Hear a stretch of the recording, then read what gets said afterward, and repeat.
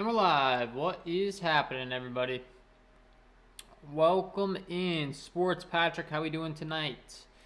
Just got a big piece of news. Right as I was about to go live here, Josh Giddey has been ruled out for the Oklahoma City Thunder. So there will be no Josh Giddey tonight.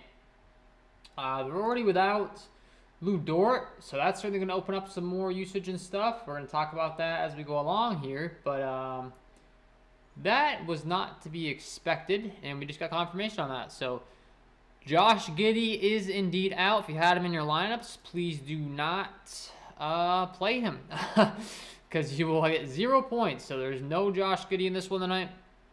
Obviously going to open up some more usage for some of these other guys on the Oklahoma City Thunder that we'll talk about once we get to that game. But yeah, wasn't exactly expecting that news. Just came through. Fresh off the All-Star break, out with a hip injury. So that's the latest and greatest there. Josh Giddey ruled out. So we'll keep our eyes on the starting lineup and everything. I'm just trying to refresh everything to kind of reflect that news. But expected to be Shai Gilgeous-Alexander, Trey Mann, Aaron Wiggins, Darius Bazley. Derek Favors has not been playing on back-to-back, so I'm not expecting him to play, but he's currently listed in the projected starting lineup, so who knows, but the fact of the matter is we weren't expecting Josh Giddey to be out, and he is indeed out. So that's a big piece of news. We're going to go game by game, DraftKings and FanDuel. Dan, how we doing? I need to something tonight on help a brother out. Oh, I need to win. Yeah, I got you, man. Just listen as we're going along the slate, figure out some of the top plays, and obviously the multiplier metric over there should help you out. Patrick, that's big news. Malcolm Brogdon is in. Yeah, Malcolm Brogdon is in. So let's talk about the game by game. We got Toronto taking on Charlotte in this first game. It's a 225 over-under, 2-point spread in favor of Toronto. We did get confirmation that there is indeed no OG Anunoby in this one tonight, which is a big piece of news. I think that immediately makes the top three guys on the Toronto Raptors look really, really good. Or top four, I should say. Fred VanVleet, Gary Trent Jr., Scotty Barnes, Pascal Siakam, all four of which are going to get a bump up now. And then the rest of the rotation in this Toronto Raptors squad, you have Kem Birch, Precious Achiuwa, Chris Boucher, Thad Young. I think they're all going to kind of split minutes. So I'm really looking to lock in on the main core guys here. So Pascal Siakam, first guy that I look into at 9-3, taking on the Charlotte squad. That's really bad defensively, a fast up-tempo game. Always going to have interest in targeting Charlotte for sure. And it definitely starts with Pascal Siakam. As far as how Charlotte ranks overall in the season, they're 20th overall in points per possession rank in the half-court setting, 26th in offensive rebounding percentage given up, and 26th in putbacks. It's going to be a fantastic matchup to be targeting some Pascal Siakam. Fred VanVleet listed as questionable, but he is expected to play. Said he's not feeling as well as he'd hoped he would after the All-Star break, but he rehabbed his knee during the extended time off and is expected to play. All right, well, be nice if he felt a little bit better, but the fact of the matter is I still do like Fred VanVleet. I think him and Pascal Siakam have some huge ceilings in this spot, so I'm willing to go there. The same can be said for Gary Trent Jr. and Scotty Barnes. So those four guys on the Toronto side are certainly four guys I would be wanting to get a lot of exposure to. Specifically, Scotty Barnes and Gary Trent from a price tag aspect. They're very cheap. I think they could multiply these salaries by quite a wide margin on this slate tonight. So I like going to Scotty Barnes. I like going to Gary Trent. And then running it back on the other side with Charlotte.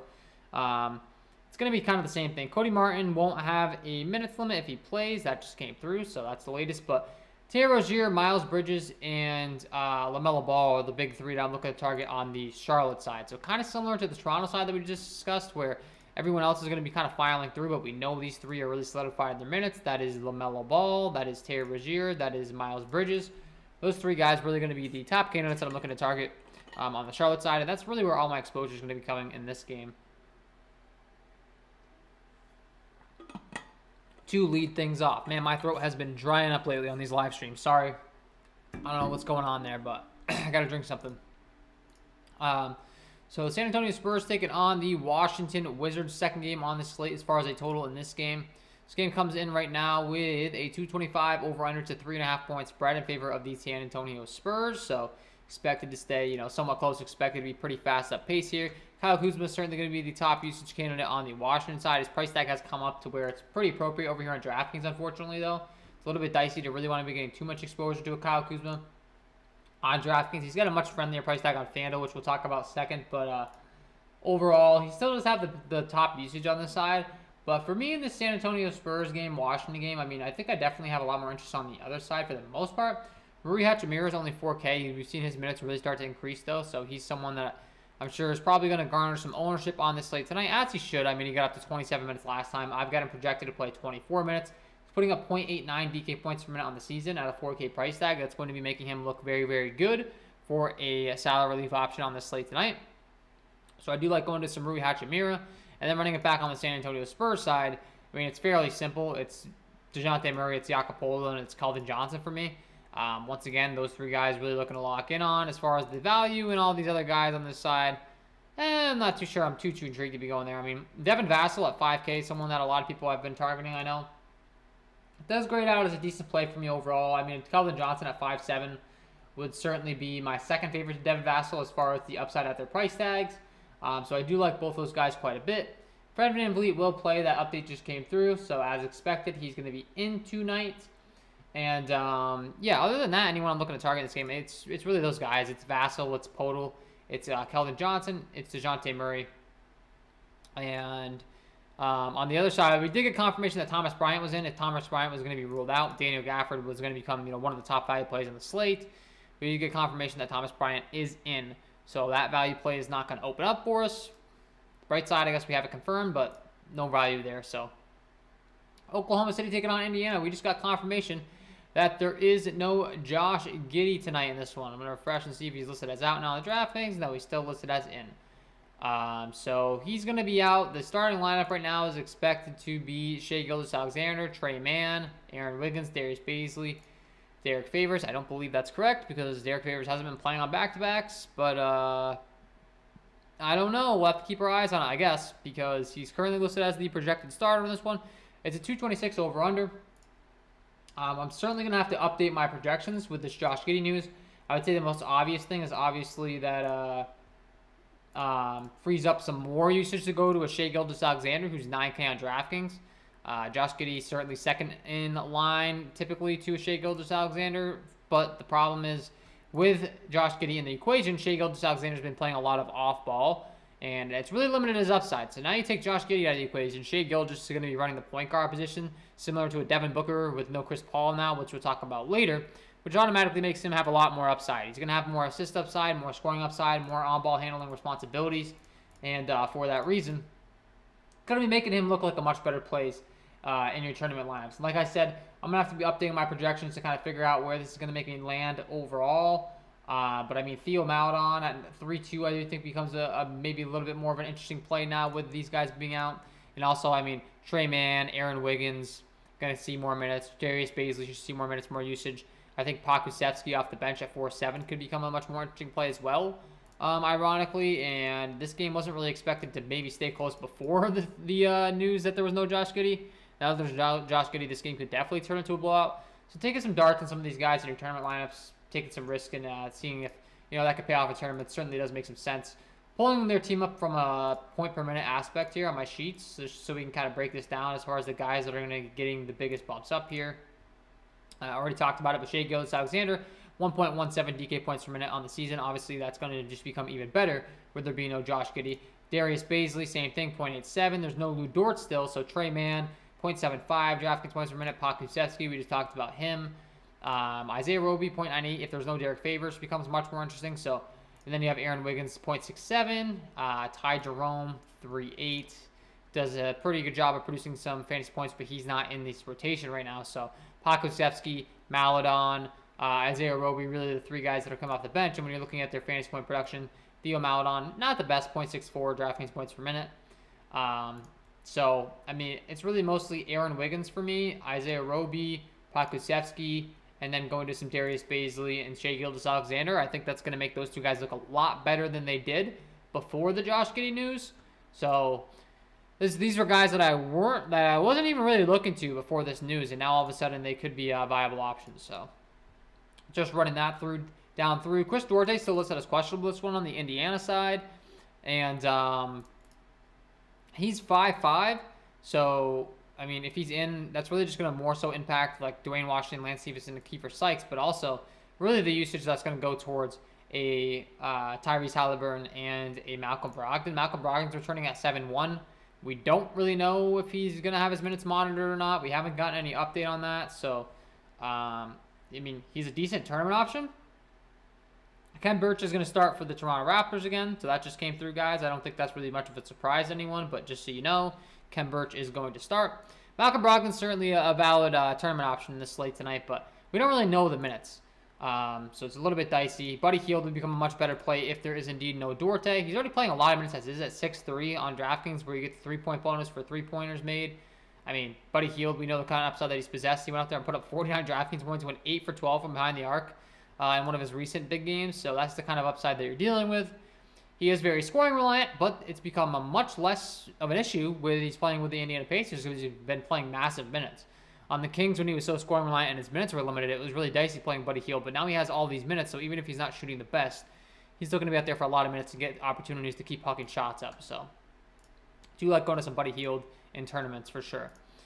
Houston taking on Orlando. Next game on the slate. This game is a fantastic game environment, one that I will certainly want to be targeting on this slate tonight. As far as a total in this game, it comes in with a 234.5 over/under. That is the largest total on the slate. It's a 4-point spread in favor of the Orlando Magic. And I'm going to have a lot of interest in a Cole Anthony. He's the thumbnail boy. I talked about him in my prize picks video earlier. I love him on DraftKings. I love him on FanDuel tonight. Love him in all formats. Prize picks, DraftKings, FanDuel, all the above. Going to be rocking with some Cole Anthony tonight. So he's the first guy I would start off with. Really liking. I like Wendell Carter Jr. a lot as well. And I like Suggs a lot. So Wendell Carter at 7.4. Carmelo Anthony at 7K. Jalen Suggs at 6K. All three of those guys I'm going to want to be getting a lot of exposure to on the slate tonight for the Orlando side. Franz Wagner for me is a secondary option that could pay off for you in tournament lineups. For sure, just think he's a little more consistent. Not quite at the top of my list compared to those other guys, but he's certainly worth monitoring. And the same thing can be said for Mo Bamba. 4.5, not at the top of my list, but the upside's there. It's a little bit more versatile in his scoring. The running back on the Houston side for me, it's really simple. It's Christian Wood. It's Kevin Porter Jr. for me. Christian Wood is going to be a phenomenal play in this spot. The Orlando Magic defense not good. The Houston Rockets defense not good. Going to be a lot of points to go around in this one. I mean, Houston ranks as the 30th best team overall in points per possession rank. Orlando ranks as 24th overall in points per possession rank. Going to be fast at pace. No defense. Going to be a lot of fantasy goodness in this one. So I want to be targeting Christian Wood for sure. I want to be targeting Kevin Porter Jr. at 6'7". Those are my two main candidates on the Houston side. And as far as anyone else on the Houston side, on DraftKings, just looking at my projections, Eric Gordon at 4K is really, really cheap. So that's automatically going to put him into contention here for playing some, or being in some of your lineups. He's 4K. You know, he's really scoring reliant, but he does have the ability to get hot from behind the 3-point arc. And he's been playing like 30 minutes a game. So on a site like DraftKings where you get that bonus for those 3-pointers, once again, similar like a Buddy Hield that we just discussed, Eric Gordon does make a lot of sense. I have a little bit less interest in him on a site like FanDuel where it's a little bit less, friendly to be playing a scoring reliant 3-point shooter, but on DraftKings, so it does make some sense. That price tag's pretty friendly, so I like that. Miami taking on the New York Knicks. This is going to be the ugliest game on the slate, but we do have some injury news that's going to open up some interesting stuff. Alec Burks probably expected to start in this one. There's no Derrick Rose now. There's no Kemba Walker. So the New York Knicks guard rotation really just opened up. RJ Barrett's still listed as questionable in this one. That's obviously a huge piece of news. Without having that piece of news, it's a little bit difficult to analyze this one too much, but Alec Burks is the one that jumps off the page right away. He's only 4'9". His role is going to take a big bump up here compared to what we've seen before the break. There's no Kemba. There's no Derrick Rose.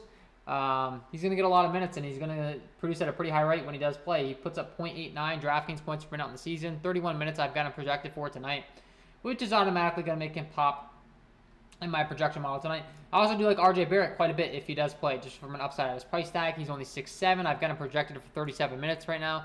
I do have him projected as in my projection model right now, but just keep in mind that is not confirmed. This is a terrible matchup. It's a terrible game environment. So those are the two guys I'd really be looking to lock in on. The cheaper guys, really. I mean, Evan Fournier, maybe an Emmanuel quickly off the bench on DraftKings specifically, actually. 4.3 price tag with no Derrick Rose. I think he could be someone, maybe, I don't know if people are talking about him or not with these injuries going on with the New York Knicks guards, but I think he becomes a pretty intriguing play here. And I'm not too sure he's going to get a lot of ownership in tournaments. So I think Emmanuel quickly, certainly an interesting option. And, yeah, I mean, that's where I'd be looking to. Running it back on the other side with the Miami Heat, I don't really think I want to play anyone on the Miami Heat side. They're fully healthy. I mean, Jimmy Butler at 8'9" certainly my top option for sure. I mean, I think that kind of goes without saying. And Bam Adebayo second to him. but it's a really slow-paced game. The only thing that's making me somewhat intrigued to play Jimmy Butler is the fact that he's 8-9. That's a bit of a discount compared to some of these other studs on the slate tonight. So you maybe get a bit of a discount, get some 50 fantasy point upside in your lineup for an 8-9 price tag versus paying up for some of these other guys. But outside of that, it's really not a good game environment. It's really not a spot that I want to be getting too much exposure to on this slate tonight. Philly taking on Minnesota. We got the debut of James Harden and Joel Embiid. I'm actually really excited to watch this. I think this is going to be a really, really great duo. We've seen James Harden when he does excel in the pick and roll setting. I don't think James Harden's never played with this elite of a big either, which is what's making me really excited. I mean, Joel Embiid and James Harden are going to be playing they're going to help each other out tremendously, because obviously if you double down on the post on Joel Embiid, good luck, because that's going to leave Harden open. If you double up on Harden, they have Tobias Harris in the equation now as well. So I'm excited to watch it. James Harden at 10-9 on DraftKings I don't think is as interesting as he is over there on FanDuel, which we'll talk about. He's only like 9-6 on FanDuel. Joel Embiid would certainly be my preferred option, but James Harden, it's funny, like I was on Twitter earlier and I saw someone say it, and it's so true. It's like James Harden in his honeymoon phase, when he goes to these new teams, he'll go off. I know he's been really uncontent in his last two environments after a very short period of time. But when he goes there at first and he's all happy and ready to gear up and on his new team, tends to ball out, and that's kind of what we're looking for in our fantasy points and our fantasy lineup. So I think James Harden is an interesting tournament play. We don't necessarily know what we're getting out of him. This is going to be the first time in the equation. I think it kind of goes without saying that with James Harden coming to town for the Philadelphia side, Tobias Harris, Tyrese Maxey, all these other Philadelphia guys take a massive hit in their usage. So it's really going to be the Embiid and Harden show for me. And then running back on the other side with Minnesota, it's really simple. It's Cat, it's Anthony Edwards, it's D'Angelo Russell. If you're playing one of Anthony Edwards or D'Angelo Russell, RJ Barrett's in, by the way. So as we were just discussing with RJ Barrett, I was expecting him to be in. He's in. He's priced pretty friendly. He's playing a lot of minutes. Not the best game environment, but I still do have some interest in RJ Barrett. Maybe he has some lower ownership because he was just ruled in. Anthony Edwards and D'Angelo Russell both look like great plays at 7-4 and 7-3 respectively. They have way more upside than what these price tags are displaying.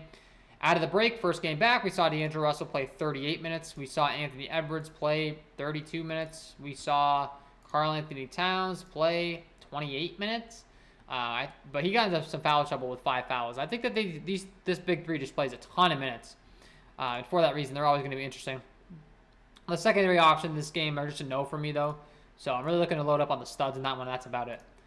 Dallas taking on Utah. This game right now comes in with a 217.5 over-under. It's a 5.5 point spread in favor of the Utah Jazz. Really not the best game environment overall for me. It's really simple. If I'm going to anyone in this game, it's going to be Luka Doncic and Jalen Brunson on the Dallas side. With there being no more Kristaps Porzingis, they're really the ones that dominate all the usage.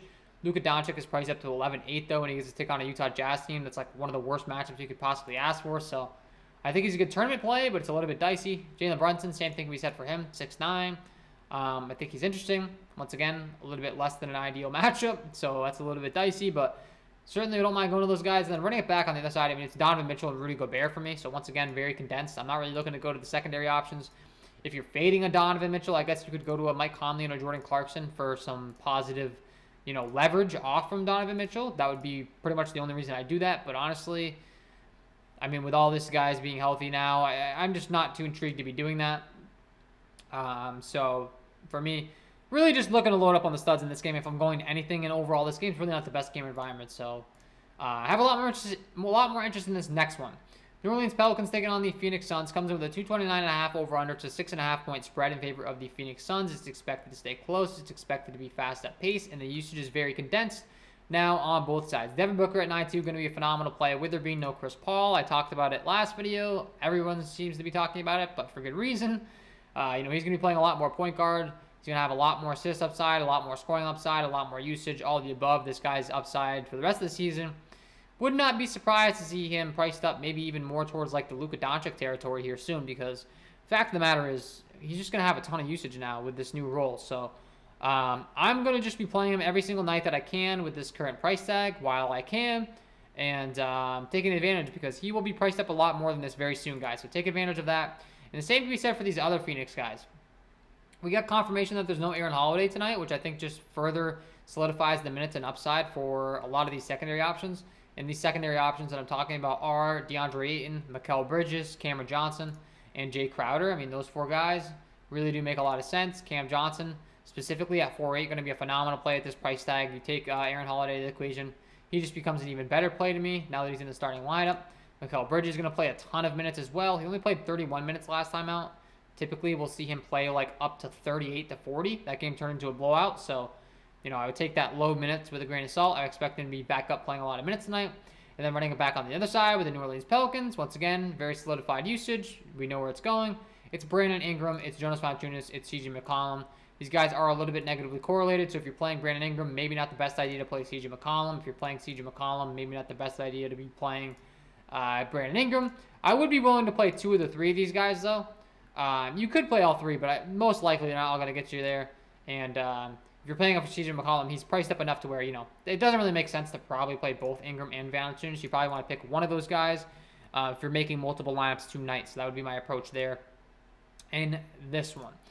LA Clippers taking on the LA Lakers is the last game on the slate. It comes in with a 222 over-under to 3-point spread in favor of the LA Lakers. There is no more Anthony Davis dealing with an injury, which is going to make Russell Westbrook and LeBron James look like great plays. Russell Westbrook, I continue to be a little bit reluctant to play. I'm not going to lie.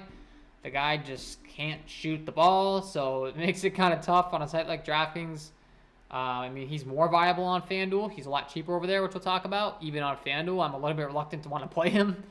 I just don't like playing this guy right now, man. I'd rather just load up on LeBron James and some secondary options like a Malik Monk. That's probably going to be my approach. LeBron James, Malik Monk at 5'6", I think is going to have a lot more upside now with there being no Anthony Davis. A Taylor Horton-Tucker and a Carmelo Anthony could become a lot more intriguing plays as well. Carmelo Anthony is expected to play. Taylor Horton-Tucker is good to go at 4 or 5. So both those guys are going to be intriguing plays to me for sure. But for the most part, looking to load up on LeBron. Russell Westbrook does look like a great play, man. He always does. He's putting up 1.19 DraftKings points per minute, projected to play 34 minutes. He just turns the ball over so much. He doesn't shoot well. So I'm trying not to let my bias, dictate giving you guys advice, but I would be lying to you if I said I want to play Russell Westbrook. I just really don't want to. I just don't want to. I'm so drained playing Russell Westbrook at this point, man. He just has not been good. So he grades out as a good play. He grades out as a good play in the projections. If you want to play Russell Westbrook, you're not crazy.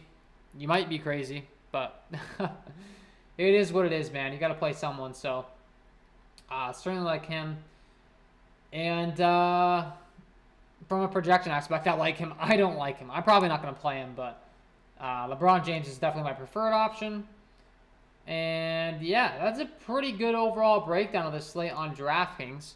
A couple guys I forgot to mention on the Toronto rotation. We talked about the main solidified guys, but there are a couple guys that look like pretty great plays. Thaddeus Young now, with there being no OG Anunoby at 3.6, is a guy that I forgot to mention. He's going to play around 25 minutes. He puts up 1.09 DraftKings point per minute. So just based on price tag and his per minute production, I do like him quite a bit. He's one guy I was just looking at my projections that I know is a great play that I forgot to mention in that first game. So I wanted to make sure I ran it back and explained that he's a guy that I'm certainly willing to go to tonight, guys. So that's a DraftKings. If you have any questions, please do ask them in the chat. We're going to talk about some FanDuel as well. If you have any questions for both DraftKings or FanDuel, though, obviously ask them. I will gladly answer them. If you're enjoying this stream, hit that like button, subscribe to the channel, hit the notification bell so you don't miss any future content that I upload. And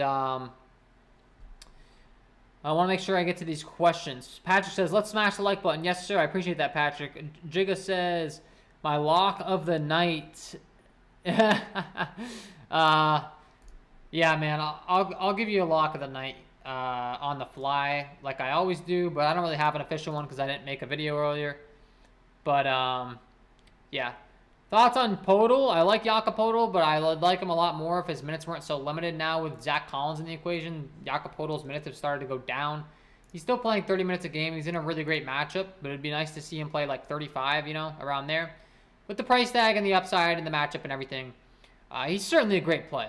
So, yeah, I do like him. I'd like him more if those minutes weren't quite as limited. It'd be nice to see that, but it is what it is. We got to deal with it. So let's talk about some FanDuel. Let's talk about the pricing over here, some pricing discrepancies, all that fun stuff.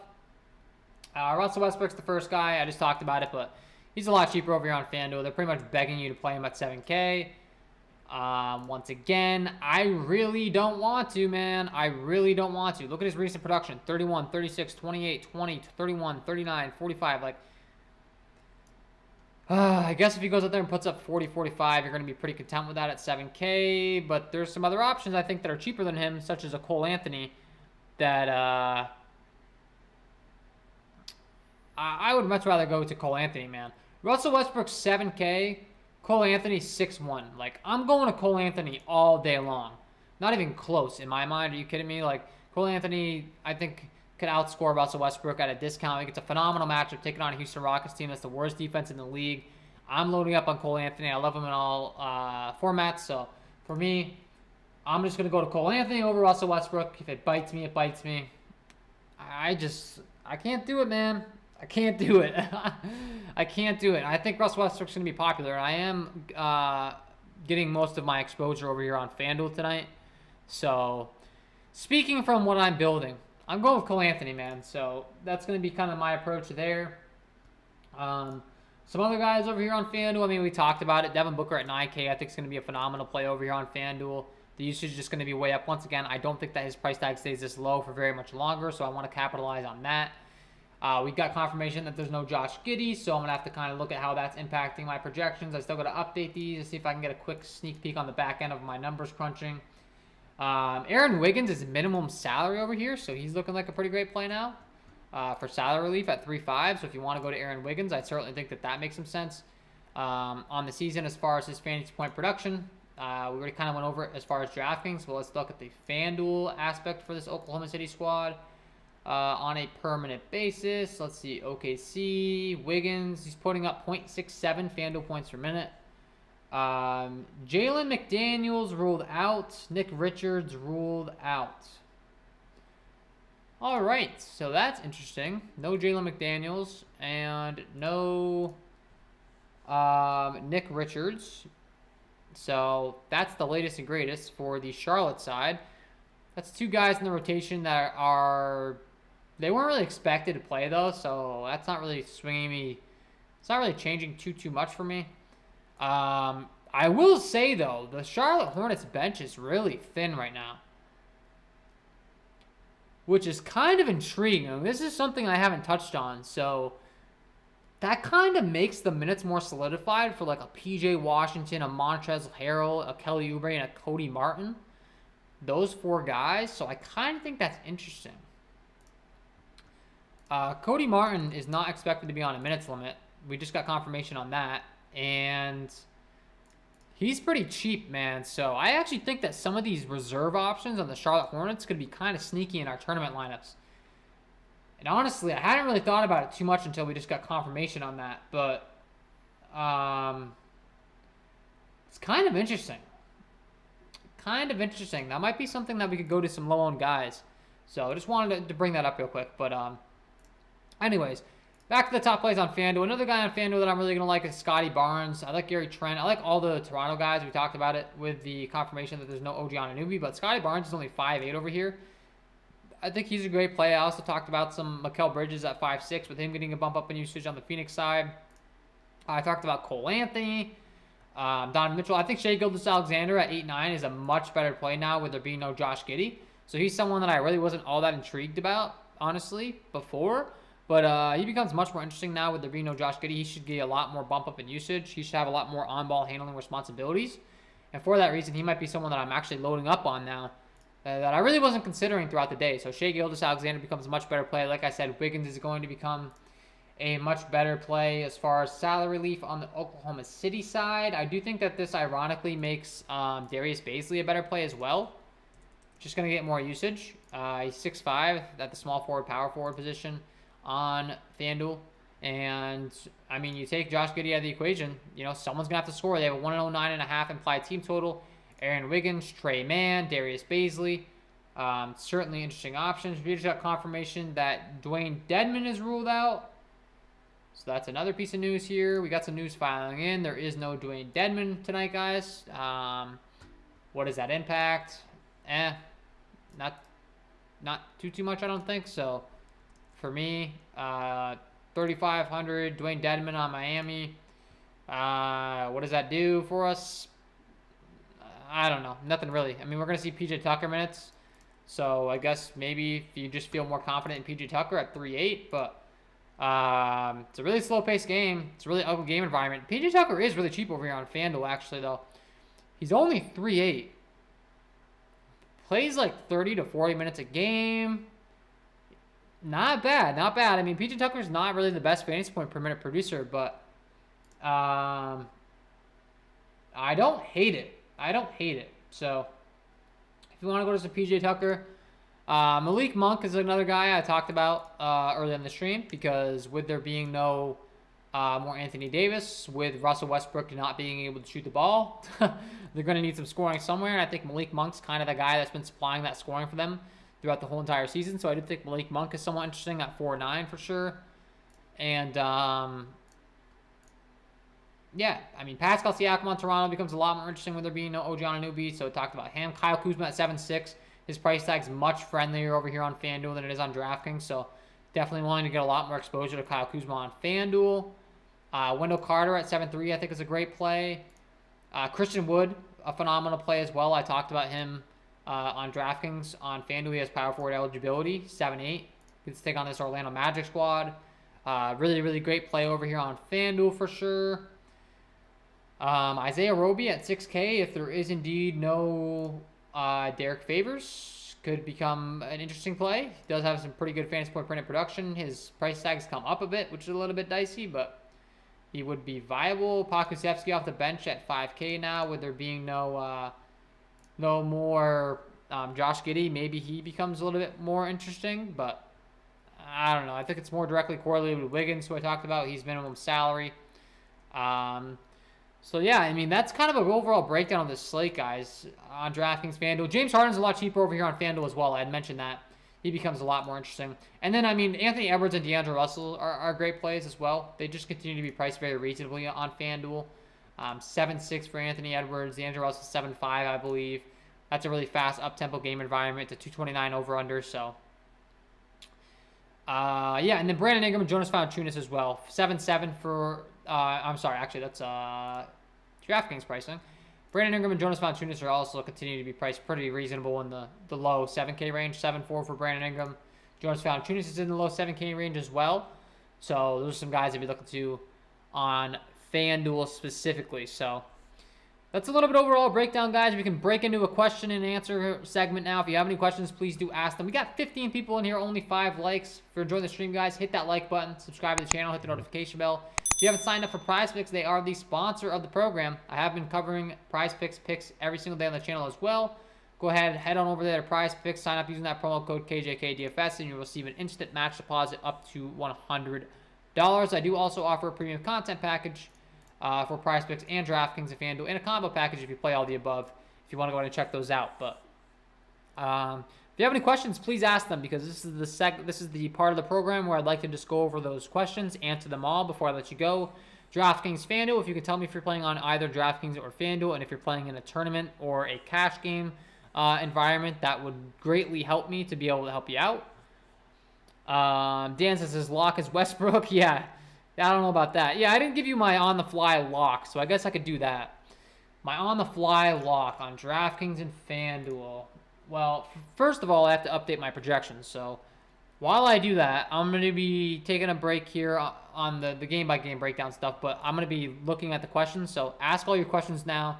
I'm going to update my projections real quick, and then any of your questions that you have, I'm going to circle back around to and answer. So my premium content members, my latest projection run is going up right now. So keep your eyes on that, guys. If you haven't signed up for the premium content, I'll put that in the chat as well, just so you have the direct link. And Patrick, I see your question on the GPP. I'll get to that right as soon as I can, man. When we have this latest run up, that'll help me to be able to answer these questions as accurate as possible, because we did just have some news that came out that's going to alter some of the stuff that I was looking at before. Most notably the Josh Giddey news. Obviously, that's a very big piece of news. We were not anticipating Josh Giddey to be out. All of a sudden, he's out. That's going to open up some usage and some minutes for guys that we weren't quite anticipating to be in play before. So that's kind of the biggest game changer on the slate right now. Chris Duarte just got ruled out. Fantastic. Right as I'm going to update my latest projections, Chris Duarte gets ruled out. So, whatever. We're just going to update this right now, and my premium members, you'll get the latest projections in a second. But for the sake of answering these questions, Duarte will still be ruled in my projections temporarily, but I'll have to fix that right after this. So, all right, we got the latest projections up outside of that news for my premium content members. So those just went live. And let's see, if I had to pick a lock of the night, I think I kind of have an idea of where I'm going to be looking. But let me just make sure that I'm on the right track here. Lock of the night. All right, so we got, Devin Booker's a really great play. Shai Gilgeous-Alexander gets a bump up now. I talk about James Harden. There's always a lot of guys I can pick for my lock, but what I like to do is try to pick a guy that has a ton of upside at his price tag. That's really the main goal for me. And a guy that I think is pretty solid as well. Like, he's got a high floor, he's got a high ceiling. It's obviously more lenient towards your ceiling, but I do like to pick a guy with both. Yeah, and honestly, the guy that it's going to come up for me, I'm not too surprised about, I don't think, here. I talked about him pretty much all video long. So, yeah, and then, honestly, this is kind of who I thought it was going to be, but I just wanted to make sure with the latest Giddey news. But I think if I had to pick a lock of the night, it's going to be Scotty Barnes. He's 5'8" on DraftKings. Over here on FanDuel, he's very cheap as well at 5'8". You take OG Anunoby out of the equation, Scotty Barnes is just going to become a much more offensive threat in this Raptors rotation. We know the minutes are there. We know the usage will take a bump up. He's also going to have a lot more opportunity for peripheral stats with one less guy off the floor. So for me, I really do like Scotty Barnes on both websites. If I had to pick a lock of the night on the fly, he probably would be it. He checks all the boxes. He gets a bump up with one of his teammates being out. It's a fast up-tempo game environment. He gets one of the best matchups you could ask for, taking on the Charlotte Hornets team. He plays a ton of minutes. Pretty much every box that you could want checked, Scotty Barnes checks tonight. So if I had to pick a lock of the night on the fly, that would be my pick. Patrick says, on FanDuel, GPP, is Brogdon worth the risk? Let's see what Brogdon's priced at on FanDuel. Malcolm Brogdon, GPP, 6-1, yeah, absolutely. That's a very reasonable price tag for Malcolm Brogdon. It's dicey. It's very risky. But, Patrick, I know you play like large field, low-dollar tournaments for the most part. So in that type of a game structure where you really got to have that large score to outscore the rest, I think that's what you're playing tonight, I'm assuming. I would love Malcolm Brogdon in that. I think that's a great play in a low-dollar GPP. If I'm playing like high-dollar stuff, it becomes a little bit risky. He's 6'1". I really like Cole Anthony, and Cole Anthony's at that same price tag. So, I'm going to be loading up on all the Cole Anthony myself. But Malcolm Brogdon's a natural pivot. He's at the same price tag. So, yeah, he's the definition of a tournament play. So, I like it.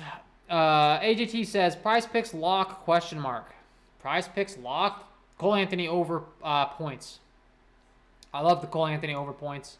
I love Cole Anthony tonight. I gave out the Cole Anthony over points on my video earlier. And my stance on that has not changed. I got him at 17.5 points. I like going with the over 17.5 points for Cole Anthony tonight. My lock is Embiid, Dan says. Yeah, I like Embiid a lot, so not a bad call. Patrick says, I love NBA DFS. Late news is very predictable these days. Yeah, I don't know about that, but yeah, you're playing a low dollar. Yeah, so exactly. I think Malcolm Brogdon's a great play in that type of format. If I was playing a tournament where I'm putting a little bit more change on the line, like I'm in the bigger tournament over there tonight, then I'm not really sure that I want to do that, but in a low dollar, that really makes a lot of sense. So yeah, certainly would be willing to do that. One guy I didn't mention over here on FanDuel, actually, that's a really great play is Cameron Johnson. I think it's kind of an obvious play, but he's the small forward position. He's 4-2 on FanDuel. He's a really great piece of value. He was already a great play as is, and then you take Aaron Holiday out of the equation. His minutes and usage should just be even more solidified. So Cam Johnson's a really great salary relief option on FanDuel. He does only have small forward eligibility, but I find myself oftentimes wanting to pay down at the small forward position. So he's a guy that I forgot to mention that I wanted to mention because he's a great play. So, all right, guys, looks like the questions are dying down. I'm going to bounce out of here. I'm going to update my premium content, my projections on FanDuel, DraftKings, my core plays. If you want to sign up, head on over there to patreon.com/KJK_DFS. If you enjoyed this stream, hit that like button. Subscribe to the channel if you haven't already. Hit the notification bell on your way out. And, yes, Dan says, thanks, Kyle. I think I got my lineup I want. Let's see what happens. Yes, sir. Good luck tonight, man. Good luck. And, yeah. That's all for me, man. Hopefully you enjoyed the stream. Sign up for PrizePicks today. Use that promo code KJK DFS to receive an instant match deposit up to $100. Lock in the Cole Anthony over 17.5 points. Love Cole Anthony on all sites tonight, so... that's all for me, guys. Love Scotty Barnes on both websites. I talked about that. Wishing you all the best of luck tonight. We'll see you in the next one. I am out of here. Peace.